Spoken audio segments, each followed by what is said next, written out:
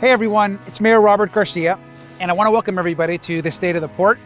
Now, typically at this event, of course, we'd all be gathered together, probably in some big ballroom, talking, enjoying each other's company. I'd probably be in a suit, and we would be talking about how amazing the Port is doing this year and our successes from last year. Of course, COVID-19 has really changed our operations.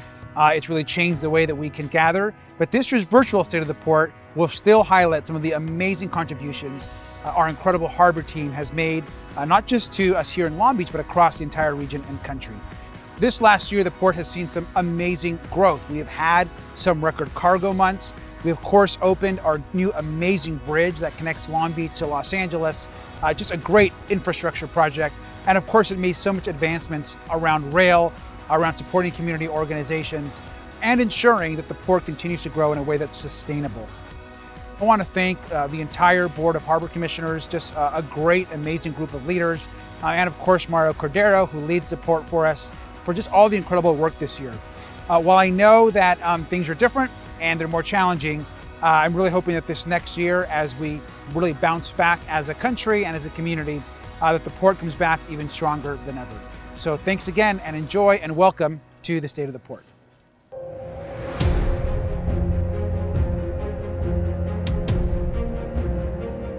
We knew from the onset when this first started that we needed, number one, to keep our members safe and to keep cargo flowing through this port. Knowing that, they were putting themselves at risk, they knew the importance of the ports to not only our country, but the entire world. We're a small group with a large task, making sure the goods are reached out to all the people in the nation.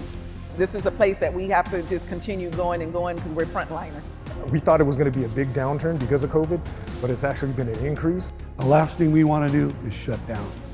We want to go to work, provide for our families, support our communities, support this great state. We're staying at work, we're trying to keep the economy stimulated, we're keeping the cargo moving, we're doing the best we can, but I'm praying for the best 2021.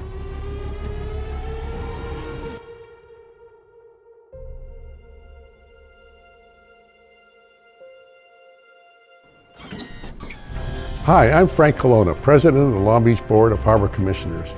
2020 was extraordinary, and in many ways, its challenges carry on into the new year. We're so thankful to all the men and women, families, especially those on the front lines, the essential workers and first responders who continue to get us through this pandemic. Many people also work from home to keep the port going, even as they care for their families and educate their children. Thank you all so much for everything you do. A year ago, we didn't know how challenging 2020 would be. We had to make a major decision. Should we keep our port open? The answer, of course, was yes, we had to keep our port open. This region and the entire nation depend on us for trade, jobs, and imported goods. There was a desperate need for medical supplies and other goods from overseas. We quickly gathered our stakeholders to map out a plan for operating safely while still addressing the region's pressing needs. Our port is your port. We will continue to do everything we can to provide the best service for our city and our citizens.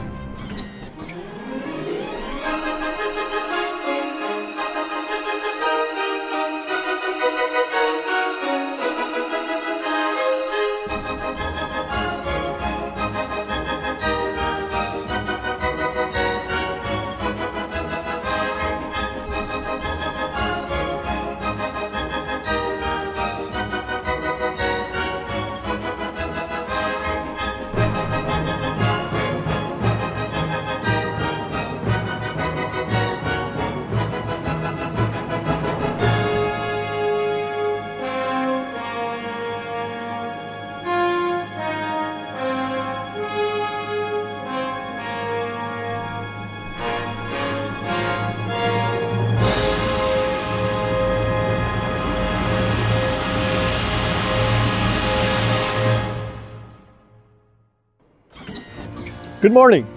I'm Mario Cordero, Executive Director of the Port of Long Beach. What you just witnessed was our new Bridge to Everywhere, which we completed and opened in 2020.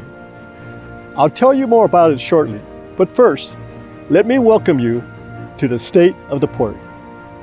Before I get started, I'd like to pause for a moment of silence to honor the port's frontline workers who have died from COVID-19.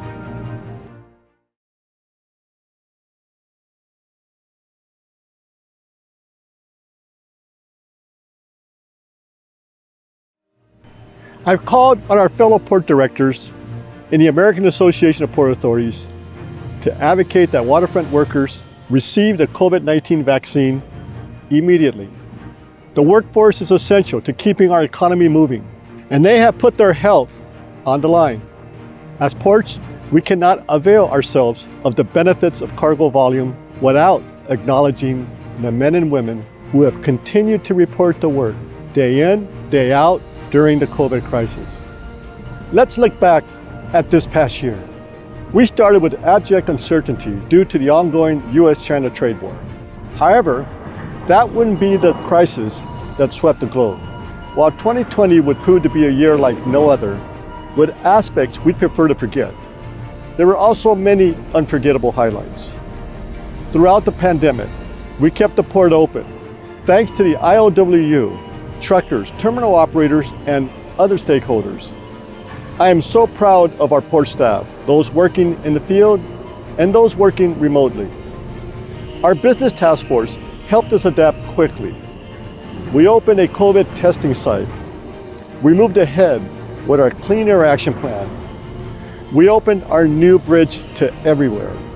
And we moved more containers than we ever have, thanks to the beneficial cargo owners and the carriers.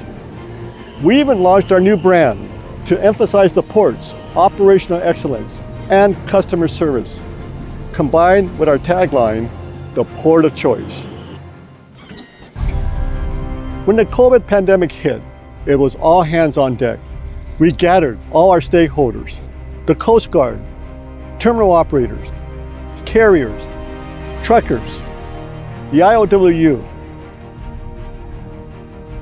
What would it take to keep the port operating safely? Everyone quickly agreed that we'd open up the evening gates an hour later, so equipment could be cleaned between shifts. The Port of Long Beach opened a COVID testing facility within the port, and our office workers shifted to working from home, learning new skills, and juggling demands to ensure business continuity. During this unprecedented pandemic, the entire country depended on global trade as their lifeline. In the spring, the U.S. economy seemed headed for a historic collapse. Millions of people lost their jobs. For the port industry, the uncertainty created by the trade war moved to radical uncertainty with the global health pandemic. Despite volume loss in the first half of the year, we started seeing ships like the O&E Aquila arriving at Pier G, and Pasha Hawaii ships starting new routes to Pier A SSA. On the export side, SA Recycling started exports of iron ore, resulting in 100 new jobs. As we moved to the summer, our container trade was rebounding. Imports of critical medical supplies and equipment were rising, but very quickly, stay-at-home shoppers making purchases from their computers began stimulating the economy and elevating e-commerce. Our imports surged. If there was ever any question about the importance of the supply chain, we certainly know the answer. This year, we proved that seaports are essential to the health of our nation and economy. Furthermore, we demonstrated that the supply chain workers is not only essential, but also fulfilled its commitment to ensure the movement of international commerce. It has been extraordinary to see how our stakeholders responded. New ships continued to arrive. Early in the year, the Madsen Lurleen, a new combination container and vehicle carrying ship, called at Pier C SSA. In late spring, 3 of our container terminals, ITS at Pier G, LBCT at Middle Harbor, and TTI at Pier T, set terminal records for container moves during a single vessel call. Pacific Container Terminal at Pier J was a powerhouse in efficient cargo flow. In addition, trains departing the port grew longer and longer. As trade volumes climbed to new heights, we prioritized two-way truck moves, also known as dual transactions. When faced with a record-breaking surge in peak season shipments, we consulted with our industry partners And in just a matter of weeks, we opened STORE. The short-term overflow resource yard gave extra room for temporarily storing empties and staging loaded containers. And we launched the WAVE report, a new digital dashboard to share data with our key stakeholders to help truckers and chassis providers plan for cargo movement. Yes, at times, so much seemed impossible, certainly difficult. But for the Port of Long Beach, we continue with our fortitude that's in our DNA, ensuring that this essential operation continues to move forward in a crisis as unprecedented as we have ever witnessed. After the slowdown in the spring of 2020, our container volumes rose nearly 10% in May, and we broke record after record. Volumes jumped more than 20% in July, making it the busiest month in our 109-year history. That record didn't last long. We broke the record again with our September shipments, and then broke the record for a third time with a 17% increase in October. Finally, the year concluded with a December that turned out to be the busiest month ever. The year 2020 was like a crescendo in nature. We started soft in the sea of uncertainty, and we finished strong, topping 8.1 million TEUs, our best year ever. It was just amazing. After a dire first half of the year, cargo came roaring back. We saw many extra loader vessels call from our carriers, including MSC, Costco Shipping, Matson, and Wanhai. For the year, imports were up more than 6%. Exports were flat. And overall, we were up 6% over 2019 and slightly ahead of 2018, the previous best year. The story of 2020 wasn't just about surprising cargo numbers. There was much more. The Port of Long Beach has weathered great challenges in our 109 years. We evolved into one of this region's most important economic engines. Many people are employed to move goods, but it isn't just that. It's our investments in our new terminals, roadways, and more. To remain competitive, we are continually upgrading our physical assets, building America's port of choice, employing thousands of people to improve our terminals, roads, and railroads. Even in a pandemic, we knew we had to move ahead with our projects. We had to prepare for the recovery. We had to keep people working. It was clear for the Port of Long Beach, in crisis, we build.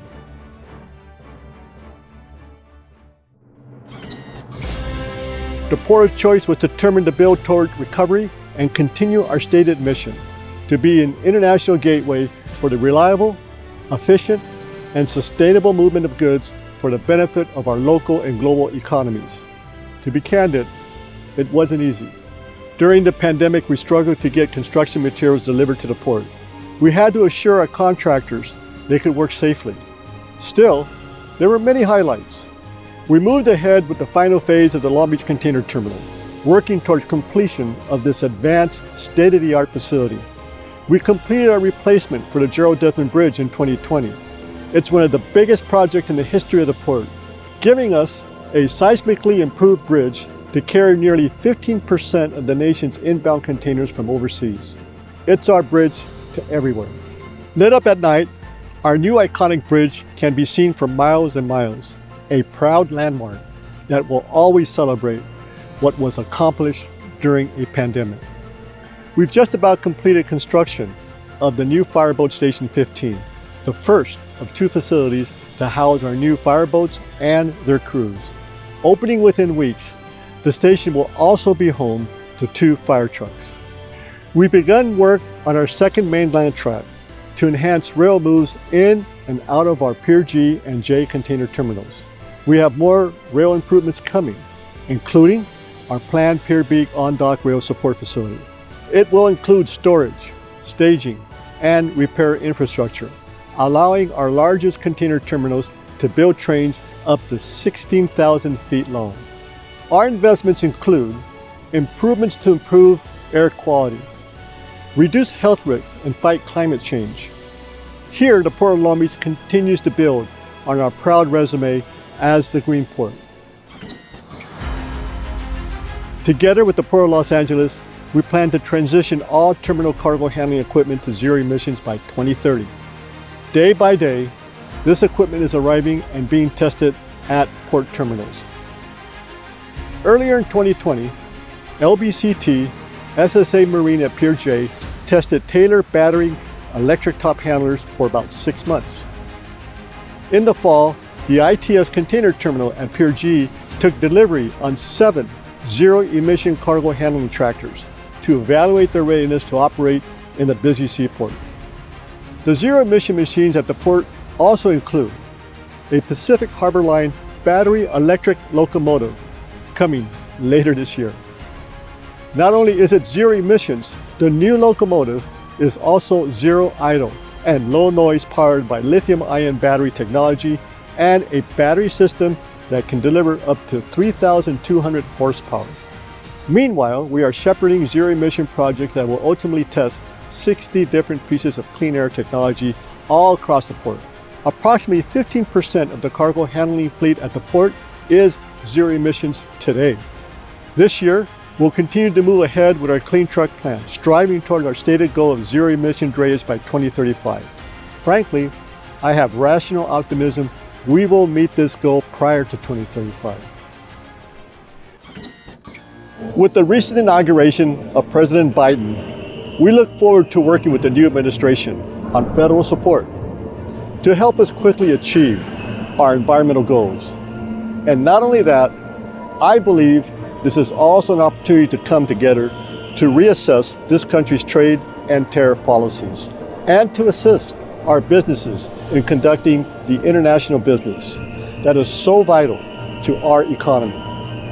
The port is here to facilitate an integrated end-to-end supply chain, optimize goods movement, build and invest pioneer environmental progress, and serve as an engine for economic prosperity.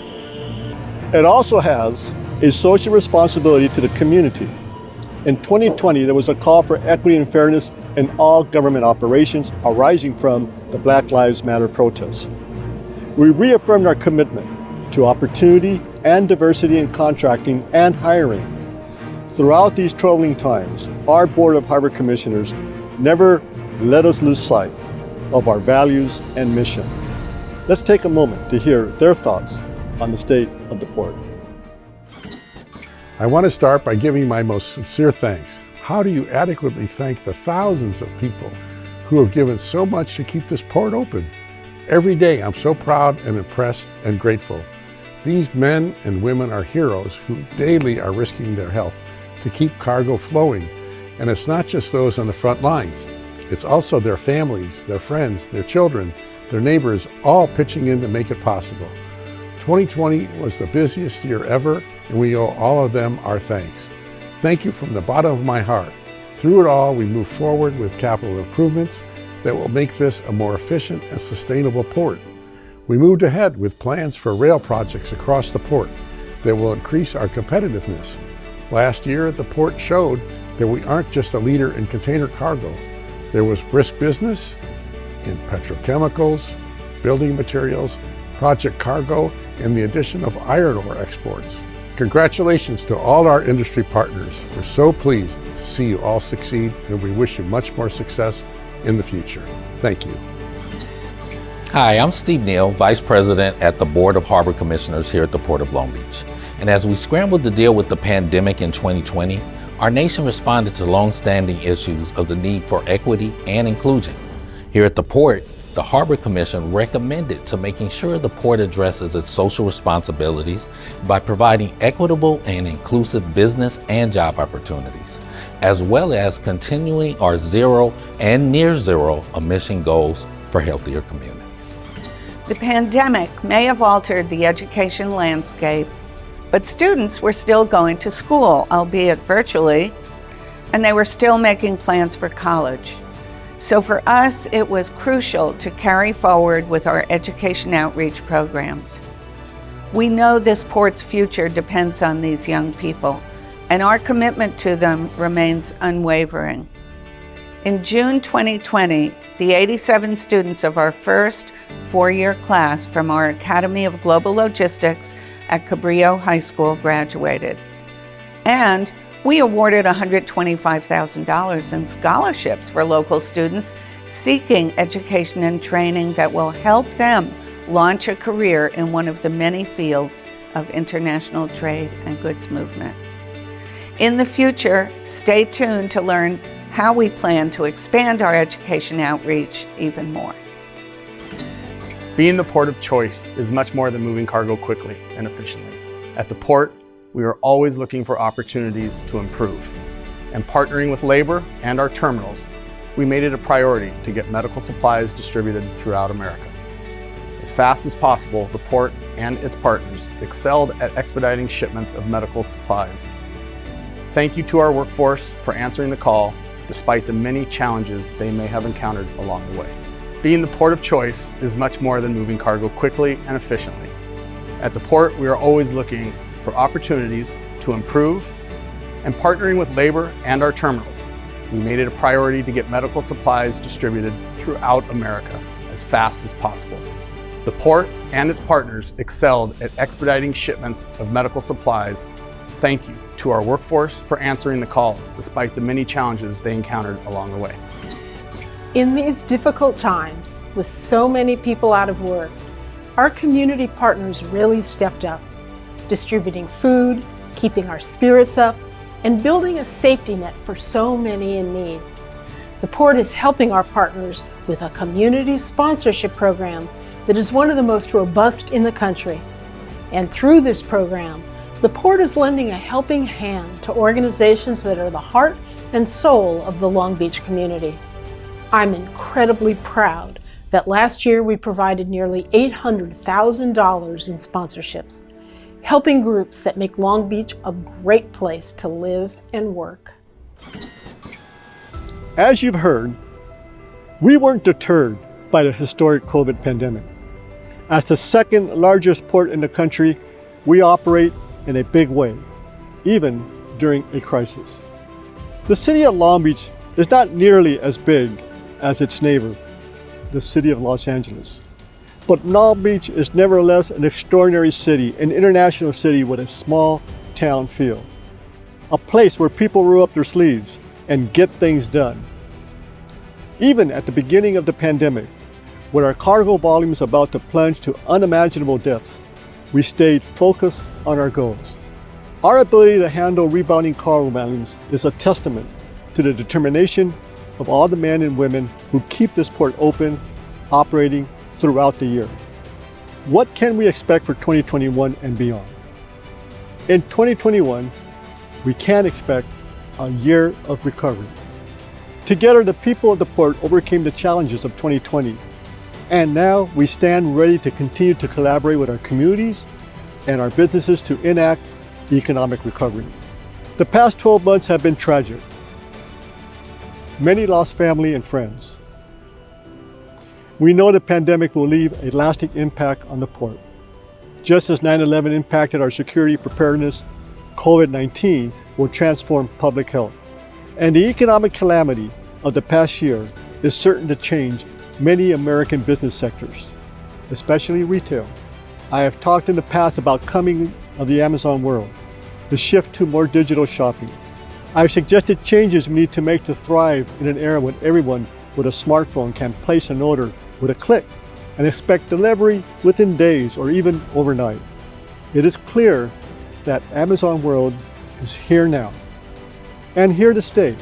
At the port, we must face the future with an Amazon state of mind focused on efficiency, predictability, and reliability. For too many of us, 2020 was devastating, but international trade was one of the bright spots.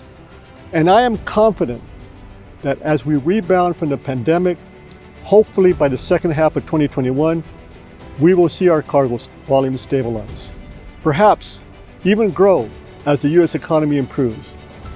We'll support even more good-paying jobs, and we'll all thrive. Let me close by adding my thanks to the men and women at this port who made 2020 a year of collaboration. You've been working under tremendous circumstances during a time of uncertainty and many challenges, not just from the industry or the city, but in the country as a whole. Over the last year, we have seen division, civil unrest, racial tension, economic uncertainty, and a global pandemic. Life as we had known it changed drastically, but hope is on the horizon. As President Joe Biden said in his inaugural address, to overcome these challenges, unity is required. I am proud of our entire port team, from the staff to our dock workers, truckers, and every stakeholder at this port. Crisis is not only about building brick and mortar. It's also about building character, building on our social responsibility. This is why we are the port of choice. We are a team, and I'm certain that together, united, we will make 2021 the year of recovery. Stay safe, stay healthy, and we're in this together. Thank you very much.